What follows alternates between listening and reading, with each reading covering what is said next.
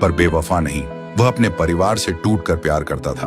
उनके बिना उसकी दुनिया अधूरी थी, पर किस्मत और उसकी आदतें ही अक्सर उनके बीच आ जाती थी। उसकी बीवी हमेशा उससे एक ही बात कहती थी, थुंग थुंग, शराब से ज्यादा जरूरी हम नहीं है क्या? अगर तुम्हें कुछ हो गया तो हम कैसे जिएंगे? लेकिन थुंग थुंग को भी वही डर सताता था। कल अगर मेरे हाथ कांप गए तो रोटी कैसे कमाऊंगा? और इसी डर को दबाने के लिए वह शराब पीता था। एक रात थुंग थुंग काम खत्म करके दारू पीते हुए गांव के बीच से घर लौट रहा था। तभी उसे जोर से सूसू लग गई।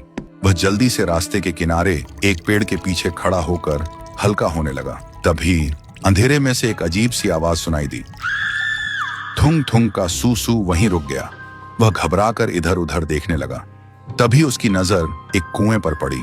थुंग थुंग ने सोचा, लगता है कोई कुएं में गिर गया होगा, इसलिए वह जल्दी से कुएं के पास जाकर झांकने लगा।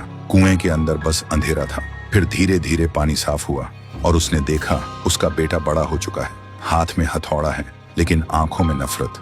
बेटा किसी लोहे को नहीं, अपने ही बाप की तस्वीर को तोड़ रहा था और चिल्ला रहा था, शराबी कहीं का, इतनी जल्दी क्यों मर गया, मेरी जिंदगी बर्बाद करके। थुंग थुंग का नशा एक पल में उतर गया। उसने फिर देखा उसकी बीवी बूढ़ी हो चुकी है।